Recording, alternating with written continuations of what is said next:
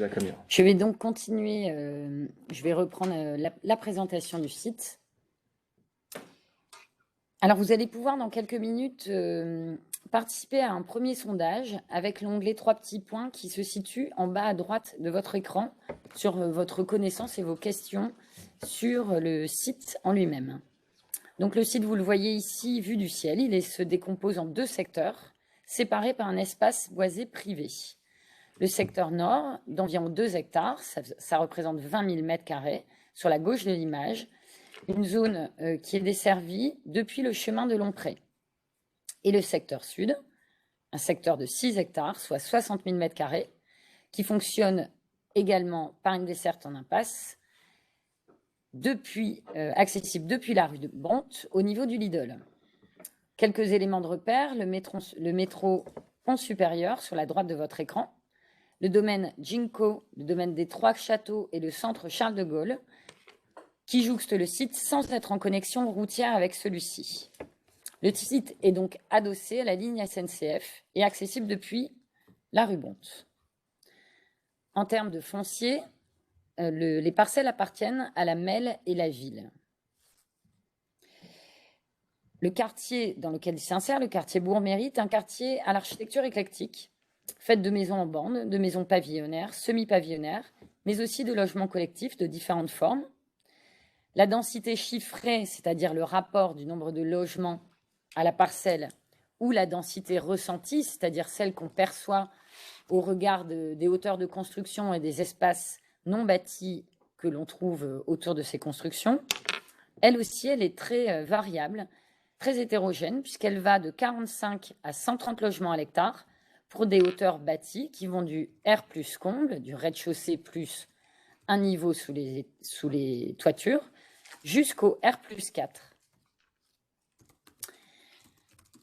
On voit ici des densités dans lesquelles je vous parlais, donc autour de 45 logements à l'hectare pour des maisons de ville, et on peut aller jusqu'à 130 logements à l'hectare pour des bâtiments de logement collectif. On se rapproche du site désormais. Il est donc accessible sur le secteur sud depuis la rue Bonte au niveau de l'entrée du Lidl qui est en cours de chantier pour la partie sud et accessible depuis le chemin de Lompré pour la zone nord. On voit le surplomb de la voie ferrée depuis le pont qui longe le site du nord au sud. Les 2 secteurs, le secteur nord et le secteur sud, sont, eux, reliés uniquement par la rue Auguste-Bonte et la rue de la Carnoy, qui forment la seule liaison puisque les 2 secteurs sont séparés par un espace boisé privé. Si on approche un peu plus et qu'on regarde les quartiers avoisinants, ils ne sont pas non plus connectés directement au site puisque les différentes allées, l'allée de la Ferle, le Long, la rue Évrard de Frioul et le chemin vert fonctionnent eux aussi en impasse. À l'intérieur du site, on découvre un paysage extrêmement végétalisé depuis le nord, au-delà du skatepark et jusqu'à la pointe sud. Au cœur du site, la végétation spontanée a repris ses droits, rendant le terrain difficilement praticable et créant le long des limites des franges épaisses, boisées, et au cœur du site, quelques arbres au port majeur, tels que des saules pleureurs, des pins noirs et des catalpas. Alors, ce contexte végétalisé, il est riche puisqu'il protège le site des nuisances de la ligne SNCF et il forme aussi une barrière végétale entre les quartiers avoisinants et le site en question. Ce sont des franges boisées qui sont intéressantes également puisqu'elles créent des premiers plans et des arrière-plans depuis le site vers les quartiers avoisinants et aussi depuis les quartiers avoisinants vers le site. La présence du végétal est donc cruciale dans sa forme actuelle et elle est plutôt un point de vue positif pour l'aménagement de ce secteur au regard des avoisinants. Sur le site, il y a peu de construction, sur le secteur sud uniquement. Le Lidl qui est actuellement en chantier, qui sera livré en décembre 2021. Le bâtiment Source Eau, qui est aujourd'hui désaffecté. Et dernière occupation sur le site, le Sasrom, dont les derniers occupants sont partis en décembre 2019. Sur le secteur nord, la présence d'un skatepark et d'un parking uniquement sur cette partie. Dernier point important de la présentation du site et du quartier et qui s'étudie également au regard de la commune, c'est la programmation. Nous l'avons dit, on a un programmiste dans l'équipe qui analyse les données disponibles et qui regarde les différentes opérations en cours ou à l'étude pour évaluer et donner une photographie des logements existants, de la demande, de l'offre et de la demande. Donc à ce jour, on constate que la ville de Lambersart souffre d'une baisse de présence des jeunes sur son territoire, d'une hausse de seniors et de la diminution de la taille des ménages. Ce qui fait qu'aujourd'hui, on a une différence ou un manque entre les logements disponibles et les logements attendus pour une partie de la population. Cette différence, elle ne permet pas toujours de proposer un parcours résidentiel aux familles, ni même d'attirer de nouvelles familles pour redynamiser la commune et maintenir les équipements de la ville. La ville manque également de logements sociaux. Et là, je vais prendre le relais en la matière. Pour rappel, la loi SRU nous impose d'atteindre 25% de logements locatifs sociaux sur la commune. La ville de Lambersart est bonne dernière de la MEC puisque nous n'avons que 17,3% de logements conventionnés sur la commune. Tous les quartiers, hormis le PACO, sont en carence importante de logements conventionnés. Pour le quartier Bourg-Méry, dans lequel se situe le projet, nous sommes à 20,3% de logements conventionnés. Pour les secteurs nord-ouest et Cantleux qui bordent le projet, on est à 15,9 et 13,5% de logements conventionnés. La conséquence du fait de ne pas avoir suffisamment de logements conventionnés sur la commune est double. D'abord, la ville paye une amende SRU de plus de 210 000 euros, 215 000 euros par an, amende qui a été d'ailleurs augmentée cette année et pour les 2 prochaines années de 30% par rapport à l'année dernière, puisque la préfecture et l'État réclament à ce que nous fassions les efforts nécessaires et la manière de sanctionner de l'État est souvent de sanctionner au portefeuille. Cette amende n'est que de 30%, cette augmentation n'a été que de 30% parce que nous avons aussi pris des engagements forts en matière de respect et de tentative de réduction de l'écart que nous avons. Pour atteindre 25% de logements conventionnés sur la ville de Lambersart, il faudrait construire aujourd'hui 945 logements conventionnés. Pour vous donner une idée. Voilà, c'est pas avancer trop vite. Le deuxième point aussi qui est très important concernant le sujet financier lié au non-respect et à la non-atteinte du taux de logement conventionné, c'est que la ville perçoit une dotation de solidarité urbaine qui est liée, cette dotation, à un classement dans lequel nous sommes très proches de la sortie de ce classement, puisque c'est un indice qui est calculé, et l'indice, semble-t-il, nous sommes sur le point d'en sortir, qui est basé sur, bien sûr, le nombre de logements conventionnés, mais aussi le niveau de vie, et l'écart qu'on a vu sur la slide précédente, à savoir que la population vieillit, que les CSP, qu'on se spécialise, que la population se spécialise en CSP plus senior, fait que nous sommes pénalisés dans ce classement-là. C'est une perte totale de moyens d'environ 2 millions d'euros par an pour la commune. Alors c'est 16% du budget de fonctionnement, mais il est bon de se rappeler que 60% du budget de fonctionnement, ce sont les frais qui sont liés, entre autres, au personnel de la mairie, ce qui fait que sur les 40 derniers pourcents, on perdrait la moitié de ces revenus, ce qui veut dire que pour les revenus de fonctionnement, qui permettent de faire entretenir la ville, entretenir son patrimoine, etc., nous perdrions la moitié quasiment des ressources disponibles pour la ville, qui est déjà dans une situation assez compliquée. Donc c'est important d'avoir en tête ce ratio-là et pour comprendre aussi l'importance de réduire notre écart. C'est aussi important de préciser que les logements conventionnés, ce n'est pas des logements pour enfin 70% de la population, 65 à 70% de la population est éligible à des logements conventionnés. Et surtout, les demandes que nous avons sur la commune sont des demandes extrêmement importantes. 542 foyers Lambersartois sont à la recherche d'un logement conventionné à Lambersart, puisque c'est leur premier choix. C'est quand même une demande qui est assez forte, et donc c'est aussi le moyen de pouvoir permettre de loger des familles Lambersartoises, entre autres, puisque vous voyez sur le slide, 4732 personnes hors Lambersartoises sont aussi demandeuses.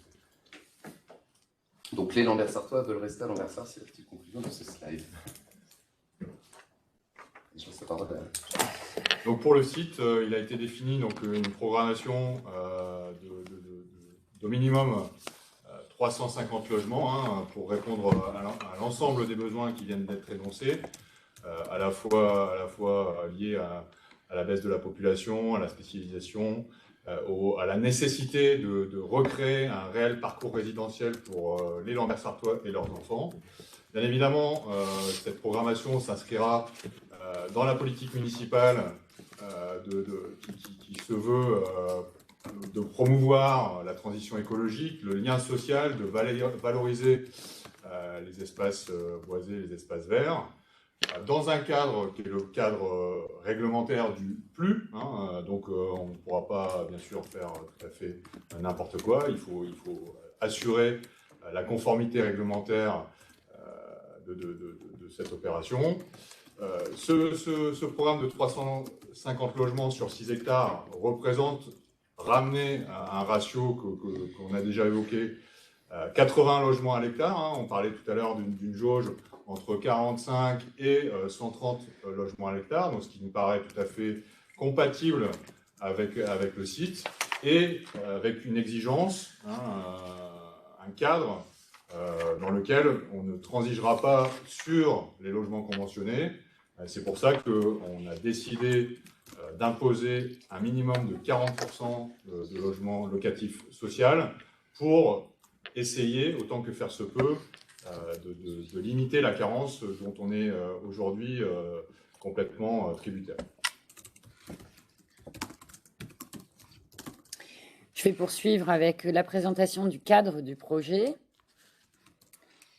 Donc, à travers les éléments de diagnostic et les premières remarques qui ressortaient de la première phase de concertation, il nous a semblé nécessaire de poser comme invariant la nécessité de préserver le cadre paysager, les franges boisées, et de les préserver, de les conserver les limites épaisses du site, que ce soit le long de la voie ferrée ou des secteurs avoisinants, et notamment les arbres de haute tige présents autour des 2 points de forage qui seront eux aussi maintenus pour le pompage de l'eau de la nappe affleurante présente sur le secteur. Ce sont les points bleus que vous voyez sur la carte qui s'affiche sous vos yeux. Autre invariant, celui-ci un peu plus contraignant, la desserte. Comme évoqué dans la présentation du site, le secteur sud est actuellement uniquement connecté en termes de tram routière au droit de la rue Bonte et le secteur nord par le chemin de Longpré. Ces connexions uniques sont les entrées principales et uniques de chaque secteur. Sachant qu'actuellement, 2 ouvrages sont à l'étude, les pointillés ici en bas. Celui-ci représente le tracé de la Lino. C'est une connexion qui est à l'étude à plus grande échelle sur le territoire de la Melle. Elle dépend de nombreux facteurs sur son tracé et notamment sur ce présent site, l'étude d'un ouvrage de franchissement sous la voie SNCF. Donc c'est un projet à côté du projet, mais qui qui doit être pris en compte dans la réflexion d'aménagement de ce site. Il y a un second passage qui est à l'étude, c'est le passage sous la voie ferrée, ici un peu plus au nord, qui lui permettrait de connecter le projet sur les quartiers plus au nord-ouest. En termes de connexion entre les 2 sites, il y a une étude plus fine à mener avec le foncier SNCF pour permettre de connecter par des connexions douces le secteur nord et le secteur sud. en longeant le bois privé. Donc, il y a un troisième sondage qui va s'afficher sous vos yeux, qui vous interroge sur les invariants qui se posent à vous en complément ou en réaction à ceux que je viens de vous présenter.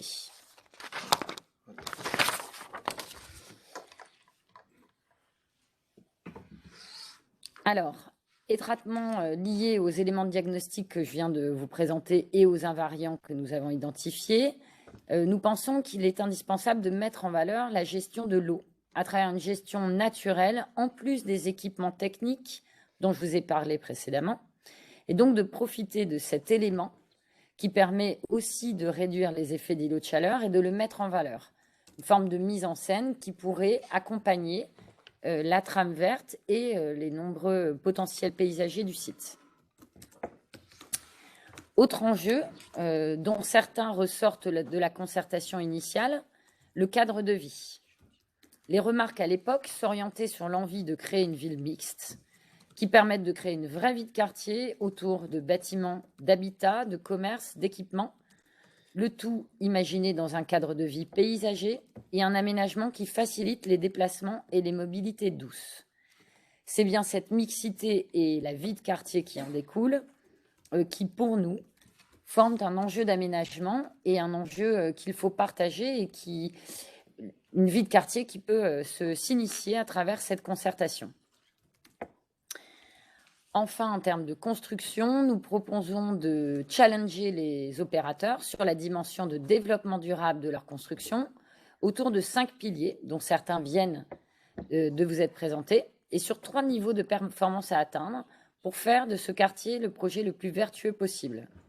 L'eau, la vie de quartier, la biodiversité, mais aussi l'énergie et l'empreinte carbone des constructions. Chaque item pourrait être atteint dans un niveau de base minimum, un niveau moyen et un niveau d'excellence pour faire de chaque construction des constructions durables. Dernier élément de la présentation, la démarche participative que nous vous proposons. Donc, elle se déroule en plusieurs étapes.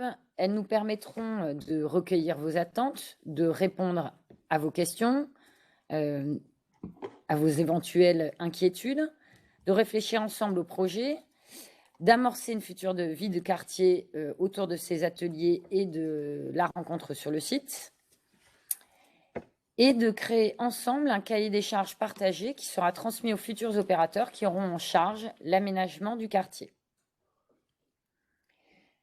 Vous pourrez bien sûr retrouver toutes les informations et les supports de travail et de communication que nous avons mis en place sur les sites internet de la ville et de la MEL, sur les réseaux sociaux et en relais auprès des principaux médias de communication et équipements de la ville.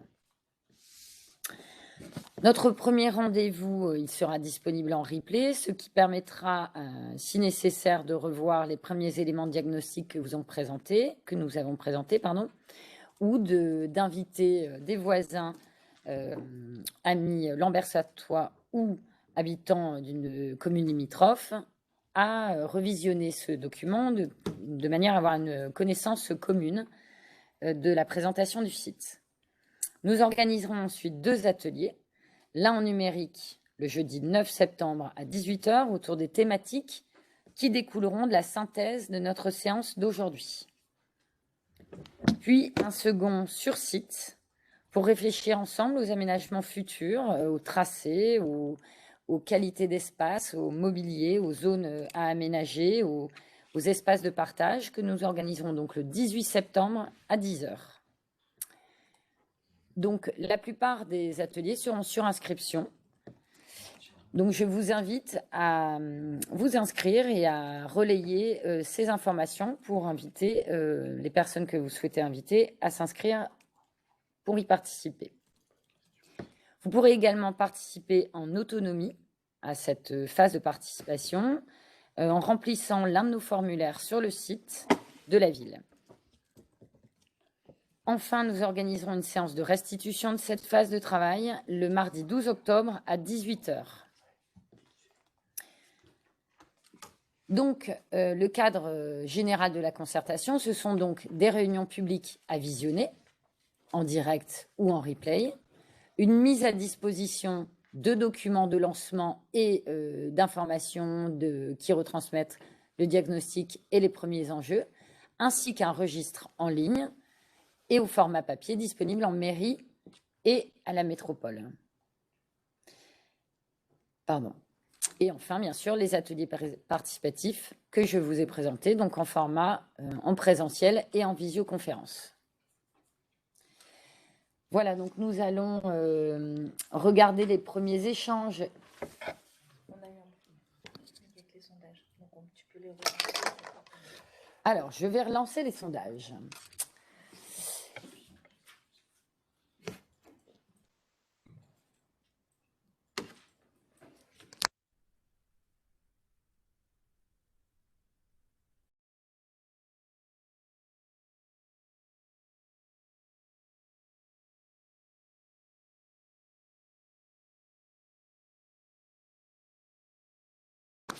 Deux petites secondes. Attends, 2 petites secondes.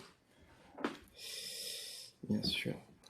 Alors, ce sont les aléas du direct et des outils numériques.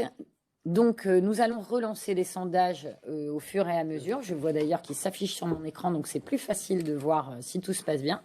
Donc, le premier sondage que nous vous avions proposé concernait la déambulation sur le site. Donc, on vous interrogeait sur le fait qu'il vous arrive ou pas d'aller sur le site. Donc, vous pourrez trouver ces éléments de sondage en cliquant en bas à droite de votre écran. Est-ce que je vois les participants ou pas ?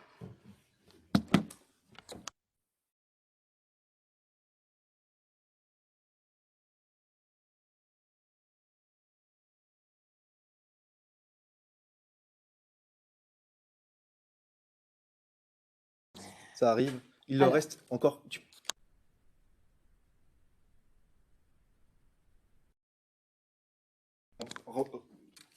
Ok, on va vous laisser quelques minutes pour répondre au sondage. On m'informe qu'il y a déjà quand même plus de 35 personnes qui ont répondu sur les 80 présents dans la salle.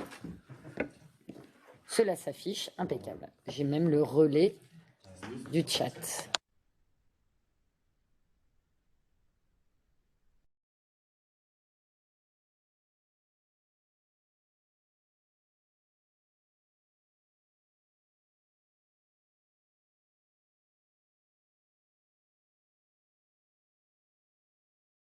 Voilà, il nous reste une petite minute sur ce premier sondage. On va le fermer par la suite de manière à pouvoir voir un peu les premières réponses. Le deuxième sondage que nous vous proposions pendant le déroulé va être lancé par la suite. Nous vous demandions si vous cherchiez actuellement un logement sur Lambersart, ce qui pourrait potentiellement expliquer votre présence à cette réunion, et si oui, lequel et de quel type.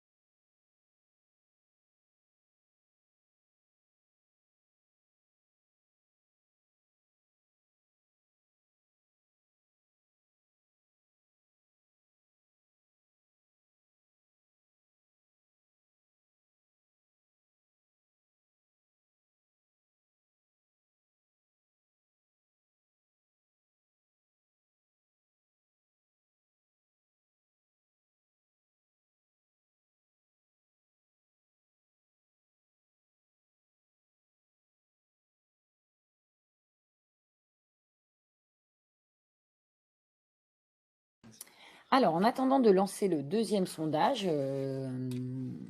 et d'avoir les résultats du premier.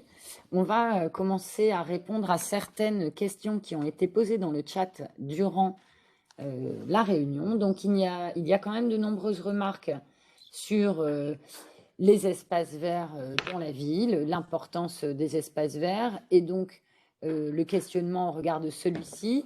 On a 6 hectares plus 2 hectares, et ce périmètre de bois privé au milieu. Donc, qui prend la parole pour évoquer ce sujet? Oui, donc c'est une question tout à fait légitime, hein. Aujourd'hui, le site représente finalement un espace vert en friche, avec au milieu un bois privé. Il n'est bien sûr pas remis en question, ce bois privé, hein, il va rester sur le site, mais on parle bien ici d'espace vert dans la ville.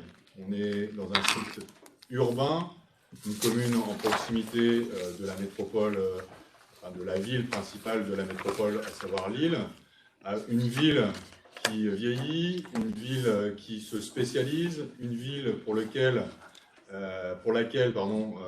il est extrêmement difficile d'avoir un parcours résidentiel adapté. Aujourd'hui, je suis triste de constater que mes propres enfants auront des difficultés à habiter à Lambersart.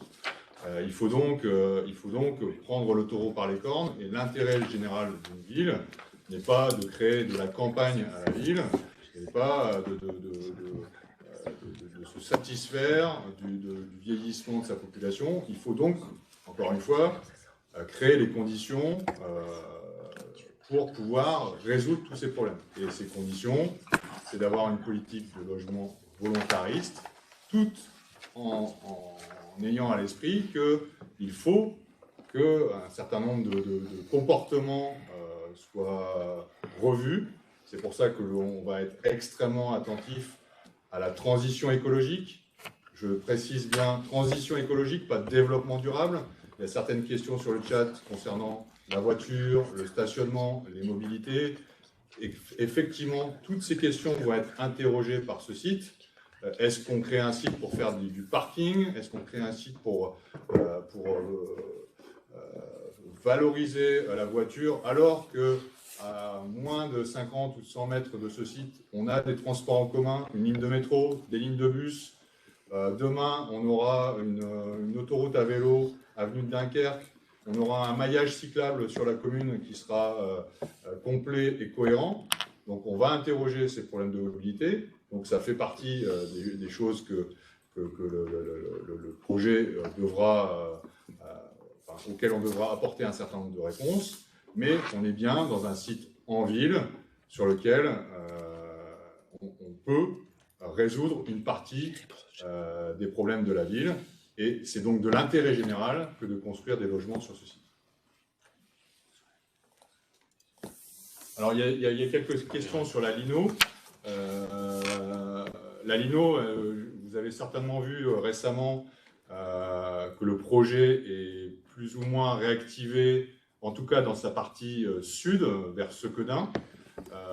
Il y avait un maillage cohérent qui avait été prévu jusqu'au nord de ce site, donc au travers de Lambersart pour rejoindre la rocade. Aujourd'hui, en termes de prévision, il est nécessaire d'intégrer ce projet dans les perspectives. Bien évidemment, on parle là d'un projet à très long terme, hein, puisque ne commence seulement que la partie sud. Il faudra ensuite interroger la partie médiane du côté de l'Homme, et là, il va se poser aussi un grand nombre de questions, et viendra enfin la partie qui intéresse Lambersart. Donc, sur ce projet, il y aura beaucoup de choses, mais en termes de prévisionnel, on ne peut pas se passer de la perspective d'avoir ce projet ici. Je ne sais pas si tu veux rajouter quelque chose, Nicolas. Oui, je vais reprendre la parole par rapport à ces questions. Bon, sur la Lino, je redis, je je l'ai dit à Lamel, dit partout, sur Lambersart, il n'y aura pas de lino. Voilà, on ne va pas faire une autoroute qui passe derrière les maisons. Voilà. Alors, sur tous les plans de Lamel, la lino, elle existe encore. Bon, ben, très bien, mais clairement, le maire de Lambersart ne sera pas d'accord avec ça, donc il faut faire une croix dessus. Sur l'aspect espace vert, bien sûr, c'est l'espace vert. Pourquoi? Parce qu'il y avait l'emprise foncière pour la ligne. Aujourd'hui, cet espace vert, il est peu utilisé en tant qu'espace vert. Il est détourné de son usage. On a eu encore des gens du voyage qui se sont installés derrière le lotissement des Flandres, là. Bon, donc cet espace, on va l'utiliser. Toute la question, c'est comment est-ce qu'on l'utilise, qu'est-ce qu'on en fait. Et nous croyons, nous, qu'avoir une réflexion collective, ça permettra d'en avoir un usage intelligent. Nicolas l'a dit, il y a une nécessité pour Lambersart de construire du logement. Donc, il y aura du logement. Maintenant, le logement tel qu'on le concevait il y a 40 ans, ce n'est pas le logement tel que nous le concevons. Ce logement, il s'intégrera dans un environnement qu'on va souhaiter le meilleur possible, et en tout cas meilleur que ce qu'il est aujourd'hui. Parce que cet espace-là, l'espace aujourd'hui, certes, il est avec des herbes folles, mais il n'est pas utilisé. Donc, développons notre réflexion. Il y aura du logement, mais il y aura beaucoup d'autres choses qui serviront aux Lambersartois et, à mon sens en particulier, aux gens qui habitent le quartier. Et comme l'a souligné Nicolas, il y a aussi une réflexion à avoir sur l'évolution dans le logement. On n'attend pas le même logement quand on est jeune couple, quand on a des enfants, quand les enfants sont partis. Donc il y a toute cette réflexion à avoir. Et je le redis, ayons cette réflexion ensemble de façon à ce que ce projet corresponde vraiment à nos attentes, aux attentes des habitants, aux attentes de la ville. Voilà. Mais pour finir sur la lino, voilà, je le redis, le maire de Lambersart la refusera, et je pense que si dans 6 ans c'est un autre maire, il la refusera aussi, et si dans 12 ans c'est un autre maire, il la refusera aussi. Donc, ça va être compliqué de la construire. Alors, je reprends la parole pour continuer. Je vais essayer de prolonger cette thématique puisque vous finissiez sur les connexions. On a plusieurs remarques ou questionnements, inquiétudes sur la quiétude des allées et impasses qui se trouvent directement à l'arrière de ce site. Comme je vous l'ai dit, aujourd'hui, on considère le site et le secteur sud accessible uniquement par une entrée unique et donc sur une desserte interne à ce site qui permet de préserver le statut d'impasse des quartiers, des résidences directement situées à l'arrière du site. On peut peut-être imaginer des connexions douces, piétonnes, à travers cette frange boisée. Mais effectivement, en tout cas, dans l'étude préliminaire que nous avions réalisée pour tester la capacité du terrain, nous avions dimensionné une voirie interne qui nous permettait de ne pas venir changer le caractère apaisé et de réseaux secondaires de ces quartiers, et donc de ne pas créer de communication viaire avec ces rues, impasses et allées. On avait lancé la première série de questions sur la dimension d'espace vert, sur la dimension de qualité de biodiversité. Il y a des questions relatives à l'eau.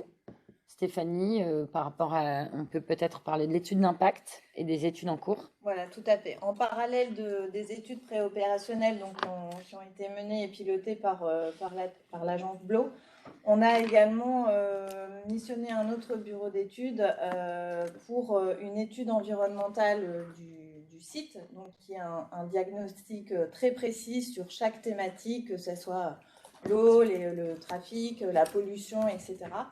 Donc cette étude, elle est là pour justement mesurer les impacts du projet sur l'environnement. Cette étude d'impact, son état initial, est aujourd'hui accessible à la fois sur la plateforme sur laquelle vous vous êtes inscrite pour assister à la réunion de ce soir, mais elle est également disponible en version papier, consultable à l'hôtel de ville de Lambersart, y compris à la métropole européenne de Lille. Mais en effet, la thématique de l'eau a bien été abordée dans cette étude d'impact, que je vous invite à consulter.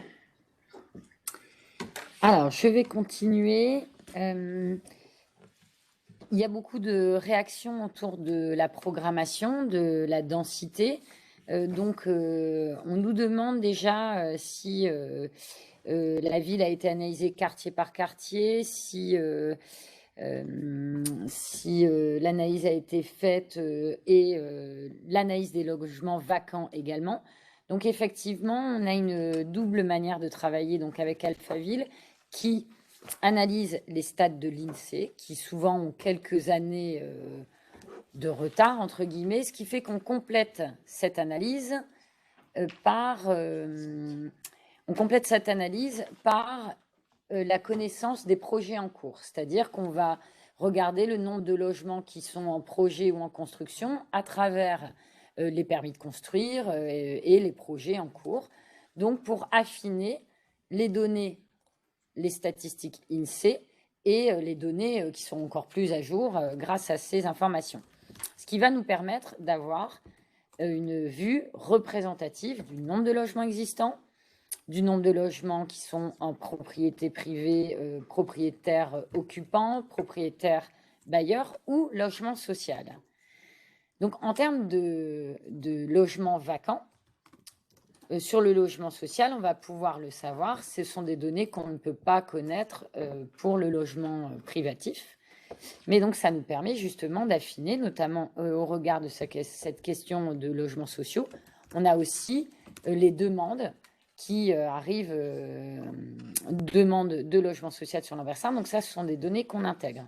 Ce qui nous permet vraiment d'avoir une image la plus fidèle possible, sachant qu'en réalité, à Lambersart, il y a une très forte partie de la population qui est propriétaire occupant. Donc, en ce qui concerne le logement privé, on pourrait considérer qu'une majorité est occupée. Donc, je sais que vous l'avez abordé dans la réponse, mais on me re-questionne sur le fait qu'on est à 40% de logements sociaux, soit plus que les 30%. Alors, je vais prendre le relais sur ça.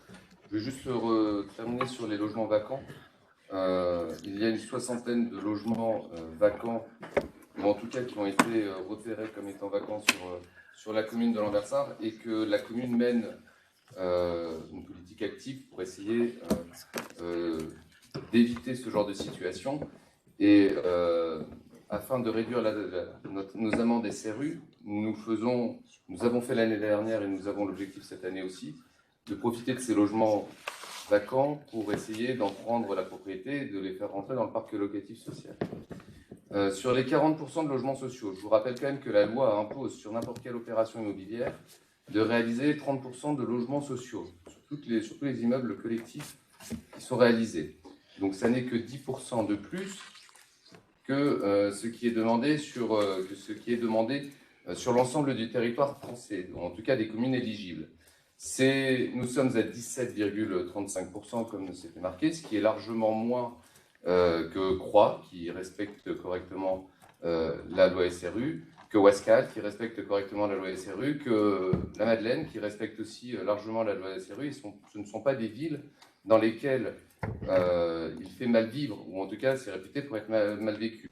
Je préciserai aussi que des communes qui sont carencées, qui sont fortement carencées, comme on peut comparer aussi la ville de Marc-en-Barœul, qui est extrêmement carencée aussi, comme la ville de Lambersart, qui maintenant commence à pouvoir faire des opérations avec 50% de logements conventionnés. Pour dire que cette nécessité qu'ont les communes de devoir respecter cette échéance-là. De plus, les logements conventionnés sont répartis en 3 types.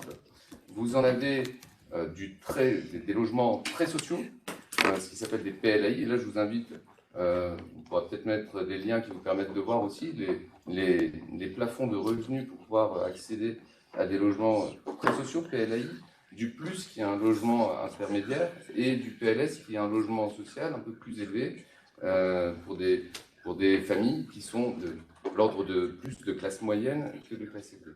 Donc on a vraiment cette volonté de rattraper notre écart et puis c'est aussi, comme on l'a redit aussi précédemment, cette volonté d'éviter de spécialiser la ville avec des personnes âgées de CSP supérieures. Je réunis les deux ensemble et d'essayer de refaire un peu de mixité dedans. Donc c'est un double enjeu.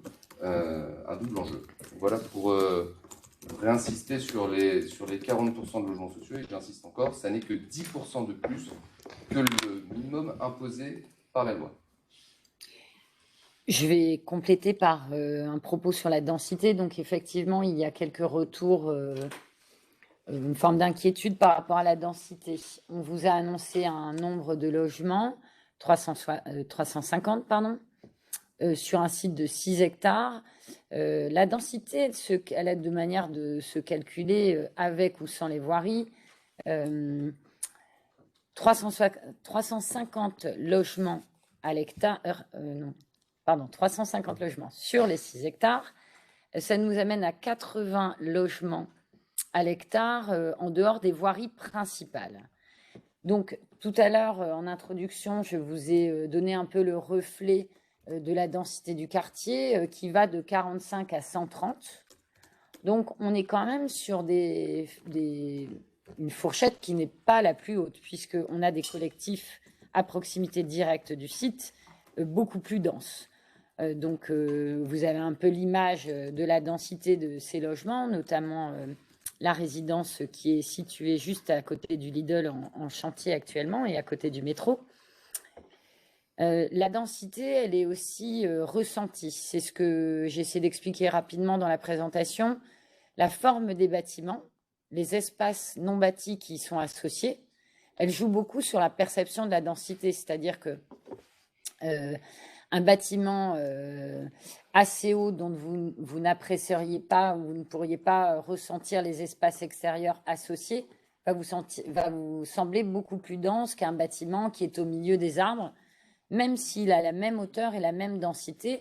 L'accompagnement du végétal et des espaces non bâtis sur une parcelle construite va vraiment influer. Donc nous, c'est à nous d'indiquer dans le cahier des charges que peut-être qu'ensemble, en atelier, on pourrait définir les formes architecturales et urbaines. C'est un peu l'expression qu'on utilise pour dire en gros le rapport entre le bâti et le non bâti, celles qui pour vous sont acceptables et celles qui ne le sont pas, notamment le rapport à la rue, le recul, etc. Ce sont des choses, là on pourrait vraiment juger ensemble du j'aime pas avec des exemples qui pourtant ont la densité que je vous indique et qu'on a mentionné dans le document qui sera disponible. On me demande d'ailleurs comment elle a été calculée. Il y a différentes manières, différentes approches qui concordent. C'est la demande, l'attente, les demandes de logement, les typologies à construire, la variété aussi d'habités qu'il faut créer pour répondre aux différentes demandes sur la commune. Et puis une forme d'équilibre, d'investissement, d'aménagement et de logement pour atteindre un équilibre qui permet de rester dans une densité qui est sur la moyenne du quartier, tout en aménageant ce site. On a eu aussi pas mal de questions sur la définition de ce que j'appelais les mobilités douces. Donc, ce sont tout simplement les mobilités qui ne sont pas véhicules, donc plutôt vélo, piéton, toutes les sortes de vélos deux roues, peut-être trottinettes. Est-ce que quelqu'un veut s'exprimer sur les mobilités douces qu'on peut imaginer sur le quartier et peut-être en connexion nord-sud? Les mobilités douces, c'est tout ce qui s'entend autre que la voiture ou les camions ou les bus. Donc c'est effectivement les piétons, les vélos, les trottinettes, les mobilités actives, les piétons, bien évidemment, les coureurs, les joggers.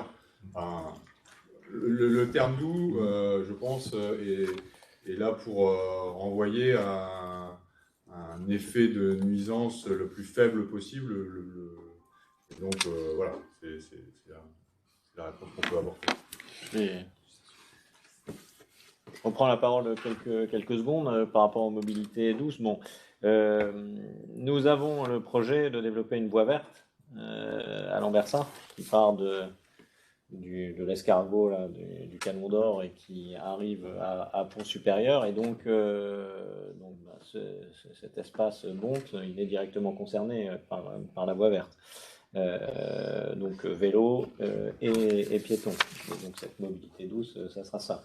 Pour préciser un petit peu ce qu'a dit Martin Lambray, les 40% de logements sociaux, c'est pas spécifique à cette opération. C'est valable dorénavant sur toutes les opérations immobilières lambersartoises, qu'elles soient publiques ou privées. Nous imposons ça à tous les promoteurs immobiliers. Et donc, c'est pas que sur cet endroit-là. On rappelle que précédemment, on avait effectivement sur Lambersart des opérations à 0% de logements sociaux. Donc, ce qui nous ramène, du coup, avec cette amende et ce risque de perte de dotation. Enfin, tout à l'heure avait été évoquée la question des impasses des différents lotissements. C'est aussi à ça que sert la concertation. Si l'ensemble des résidents des lotissements nous disent « nous, ça nous intéresse que ça ne soit pas en impasse parce que ça nous permettra de gagner du temps », on l'entendra. Je doute que les résidents de ces lotissements nous disent ça, mais bon, si effectivement l'ensemble des résidents nous dit surtout, il ne faut pas qu'il y ait de sortie voiture par chez nous, oui, ça c'est bien sûr des choses qu'on va entendre, des choses que les concepteurs, les architectes, les urbanistes vont entendre. Donc c'est aussi à ça que sert ce lieu, ces réunions d'expression. Très bien. Il y a encore de nombreux sujets, notamment des sujets sur le bruit. Donc effectivement, chaque voie a un classement, que ce soit une voie routière ou voie ferrée. Donc effectivement, et bien sûr, le classement des voies et de la voie ferrée sont à l'étude. Et donc, il y a des préconisations qui seront assorties aux différents classements de ces voies. Toujours en termes de réglementaire, hein, puisque la notion d'acoustique est un règlement que de toute façon toute construction doit respecter. On nous parle beaucoup de stationnement, de nombre de stationnements. Donc tout projet d'aménagement et de construction de logements, commerces, services doit être accompagné réglementairement d'un certain nombre de stationnements. Donc bien sûr, le PLU est applicable au même titre que sur un autre projet. Donc forcément, les besoins en termes de stationnement seront assortis au nombre de surfaces bâties, au nombre de logements construits, ainsi qu'un aménagement en termes d'accompagnement de voirie qui pourra également permettre de trouver des places visiteurs en plus de chaque opération de logement doit elle-même assurer un nombre de places visiteurs sur son site, mais on aura aussi la possibilité d'en dessiner en accompagnement de voirie. Donc si le tout à aménager avec un dessin et un partage de l'espace qui permettent que chacun puisse trouver sa place dans l'espace, le piéton, les cycles, nous, si on souhaite prolonger ce travail de la mise en valeur de l'eau, et puis le stationnement et la chaussée.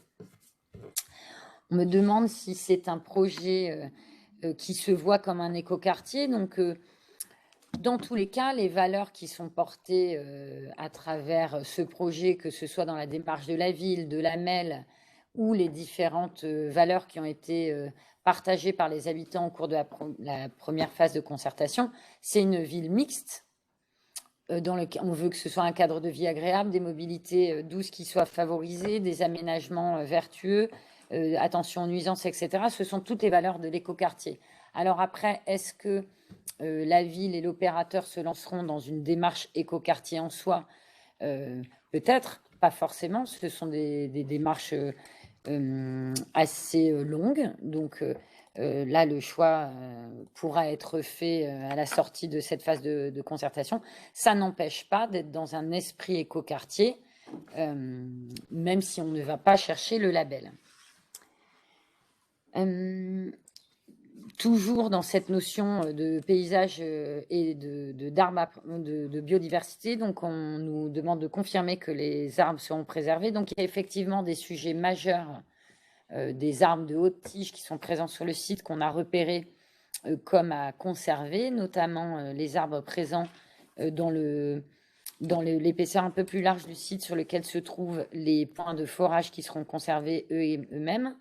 Et puis ces deux franges, ces limites épaisses dont je vous ai parlé dans le diagnostic et qu'on avait ciblé dans les enjeux, qui pour nous forment une limite foncière, une limite épaisse qui existe, qui protège les quartiers avoisinants existants de ce futur projet, et puis qui crée un environnement plutôt agréable au projet qui va se bâtir et qui forme lui aussi un filtre acoustique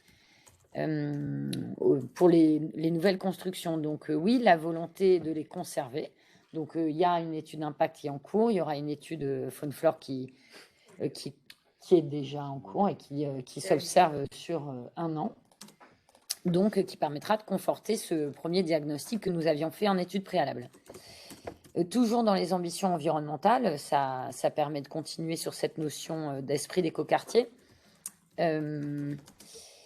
On nous demande le niveau d'ambition environnementale attendu. Eh bien, déjà, il y a là aussi des normes à appliquer, des normes qui sont en train d'évoluer d'ailleurs actuellement. De nombreux labels ou chartes environnement qui sont en cours d'études et d'établissement. Là, donc, chaque opérateur aura l'obligation de respecter les règles en vigueur et le petit document partagé qu'on vous propose de faire. Et notamment, on vous l'a transmis, on avait proposé au cours de notre première étude de challenger les opérateurs, c'est-à-dire qu'ils puissent aussi nous montrer à quel point ils sont excellents sur telle ou telle thématique, puisqu'on sait que chaque opérateur travaille à développer certaines facettes, donc parfois les énergies renouvelables, parfois une isolation qui va au-delà de la norme. Donc l'idée, c'est bien qu'on puisse avoir des projets vertueux et pourquoi pas démonstrateurs, donc à travers la construction de ces logements et de la même aussi en termes d'aménagement public, puisque vous l'avez vu, on a proposé de travailler autour de l'eau, qui est une donnée propre à ce site, puisque l'eau existe, elle est présente dans la nappe et très présente. Donc, il s'agit de la gérer, mais peut-être aussi de la valoriser, puisque au-delà même du fait que ça réduit les effets d'îlots de chaleur, c'est aussi créateur de biodiversité. Donc, on pourrait presque le compléter en la mettant, compléter ce qui est déjà existant, en la mettant en scène.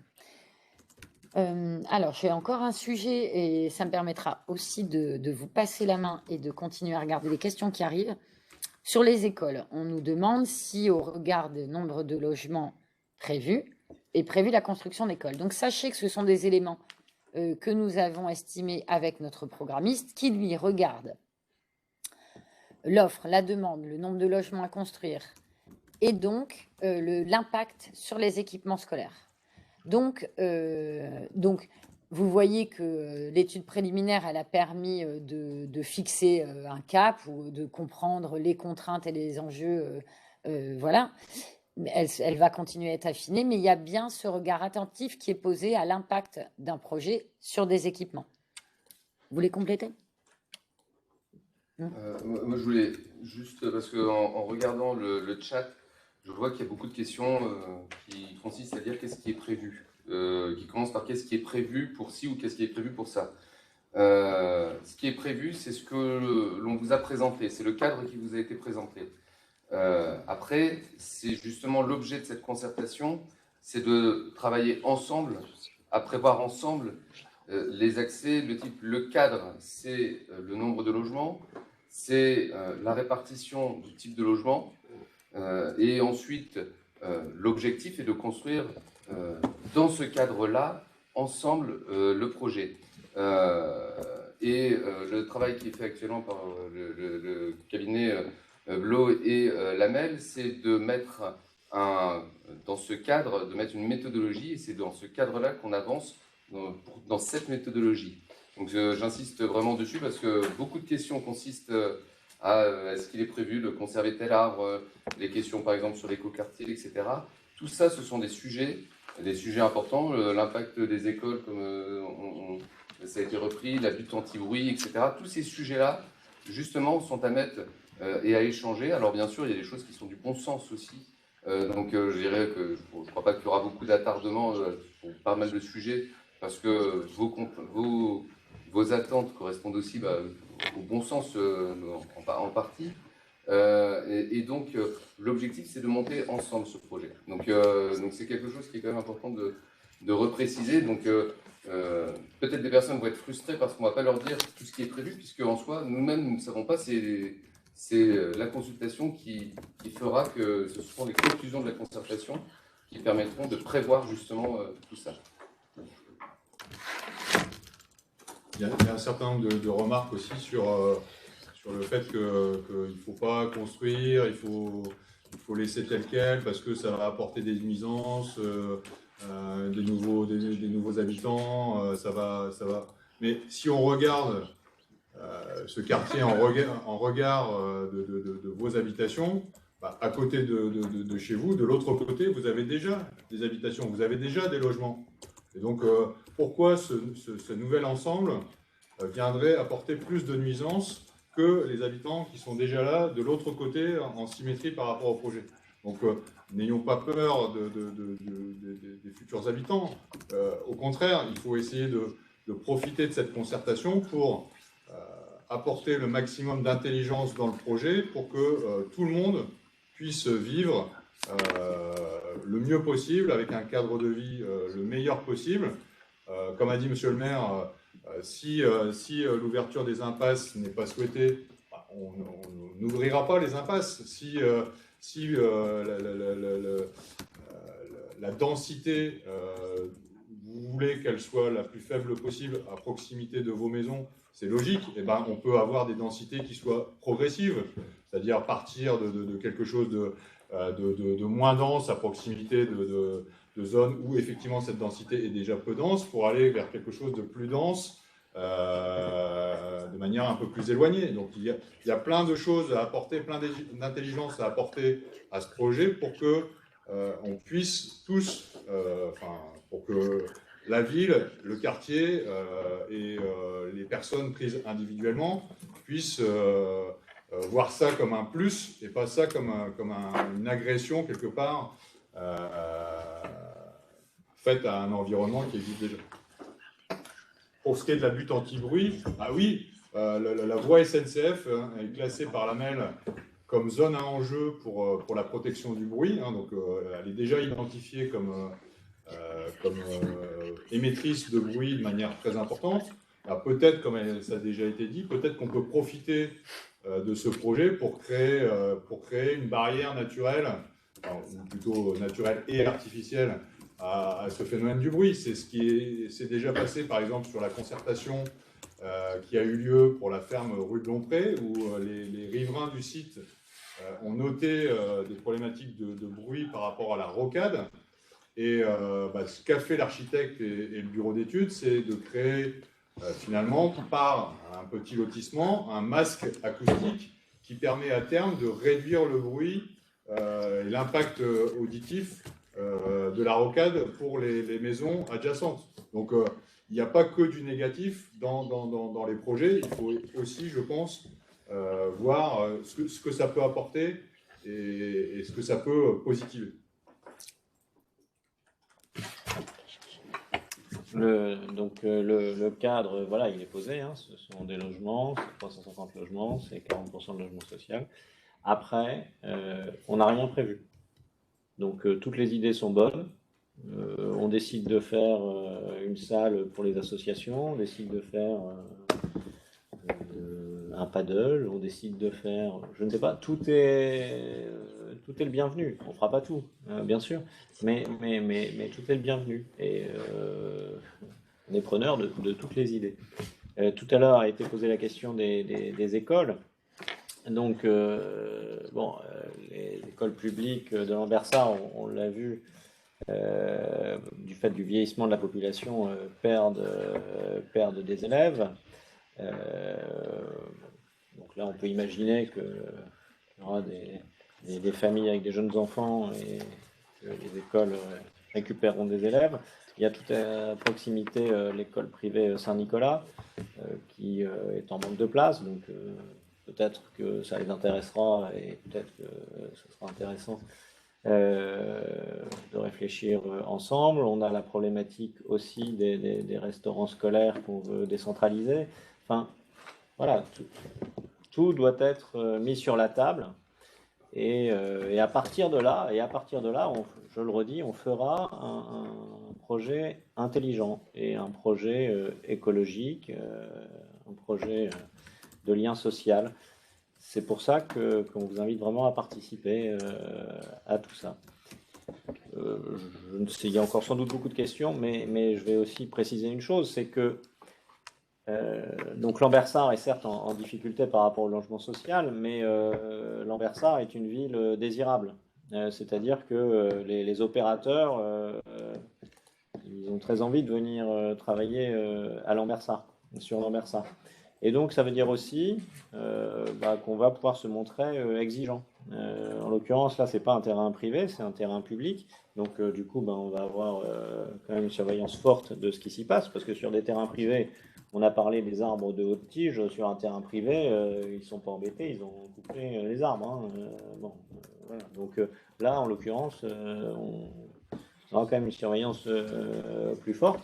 Et donc, comme Lambersart est désirable, toutes les idées et tous les projets qu'on a, on pourra les pousser jusqu'au maximum. Bon, alors après, il ne faut pas mettre non plus 1 milliard d'euros sur la table, hein, faut pas rêver, mais je pense qu'on pourra se montrer tous ensemble très exigeants vis-à-vis des opérateurs qui se positionneront sur ces terrains-là. Donc, tant mieux pour nous. La démarche de la démocratie participative, c'est justement éviter qu'il y ait 4 élus ici qui se disent tiens, ouais, voilà, c'est ça dont on a besoin. Oui. Non, c'est tous ensemble qu'on saura ce dont on a besoin. Donc vraiment participer, donner des idées, même si elles ont l'air très farfelues, finalement elles seront peut-être très intelligentes et elles serviront à tout le monde. Donc n'hésitez pas, c'est vraiment dans cette optique-là. Après, il va falloir faire le deuil d'un espace vide. Là. Cet espace ne sera plus vide. Donc maintenant, comment on le remplit? On le remplit et on laisse faire les professionnels et la population n'a rien à dire. Non, on le remplit en faisant parler la population. Et après, les professionnels, ils mettent en équation et en plan ce qui a été dit par la population. Très bien. Alors, on voit que il y a l'ensemble des sujets reviennent au fur et à mesure. Donc, il y a déjà, on a apporté une partie de réponse. On va surtout pouvoir rentrer plus en détail sur chaque thématique dans les ateliers et puis recueillir toutes vos remarques et informations dans les différents types de concertation qu'on a proposé en autonomie sur les sites, etc. Je tiens à m'excuser sur les sondages qui n'ont pas fonctionné. En fait, on les fera différemment lors des prochains ateliers. Donc, ne vous inquiétez pas. De toute façon, c'est des questions. Certains ont répondu d'une autre manière, ou en tout cas ont relevé les thématiques sur lesquelles on voulait vous interroger durant cette réunion. Donc, désolé pour ce petit dysfonctionnement. On a plusieurs séances de participation à venir. On va pouvoir travailler ensemble en visio, en autonomie et physiquement sur site. Donc, on vous a transmis les dates. Elles seront à nouveau répétées et elles sont consultables sur les sites internet de la ville et de la MEL.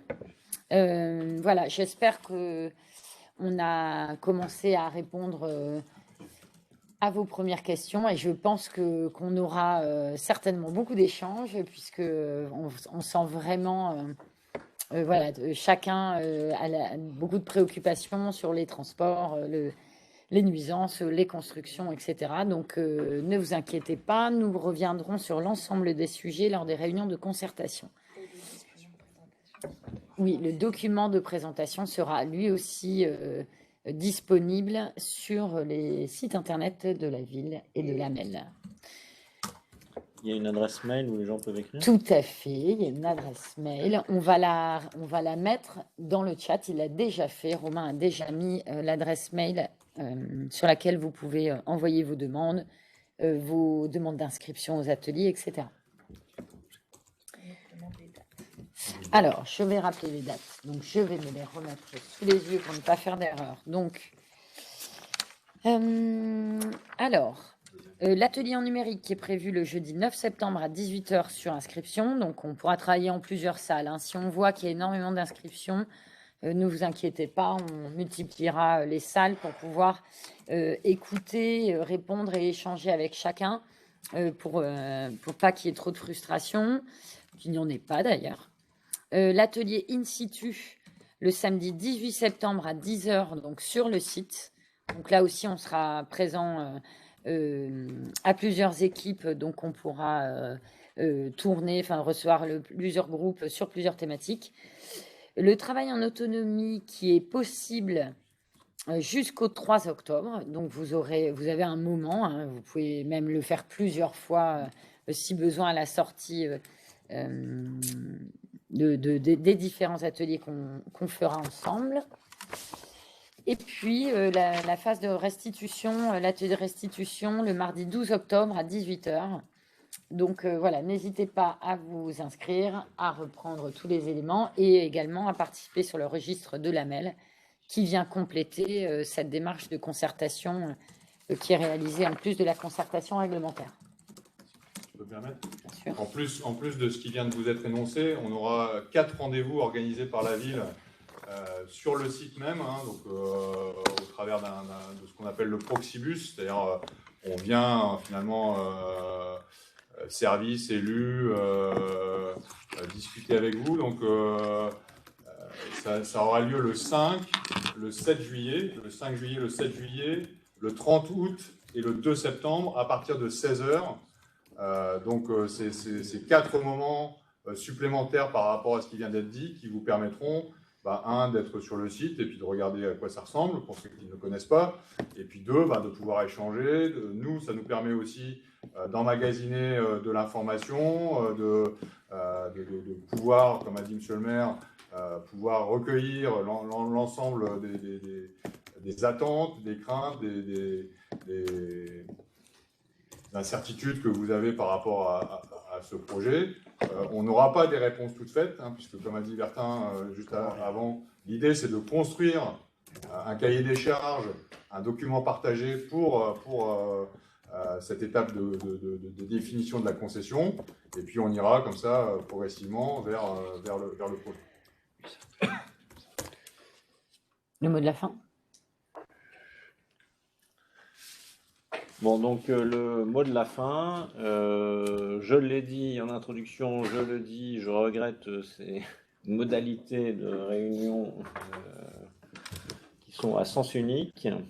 J'attends avec impatience les échanges en direct du mois de juillet et du mois de septembre. On a donné un certain nombre de réunions, parce qu'il faut bien fixer aussi si on veut avancer des échéances, mais on pourra en faire plus. Voilà, enfin, j'insiste, la démocratie participative, ça n'est pas des 20 mots dans notre bouche, hein. C'est une réalité et on prend le temps qu'il faut, mais néanmoins on avance. Donc c'est pour ça que le timing est resserré, mais tous, élus, services, on y mettra l'énergie qu'il faut. Mettez-y votre énergie. Il faut que cette énergie soit positive, tant qu'à faire. C'est comme ça qu'on construit de beaux projets. Avec plaisir de vous retrouver en vrai donc le 3 juillet à 16h. Le 5 Le juillet, 5 juillet, pardon. 16h. À 16h et encore pendant tout l'été. Voilà, merci à vous, merci aux équipes qui ont organisé tout ça. Merci à vous pour votre présence et puis donc à très bientôt. Au revoir.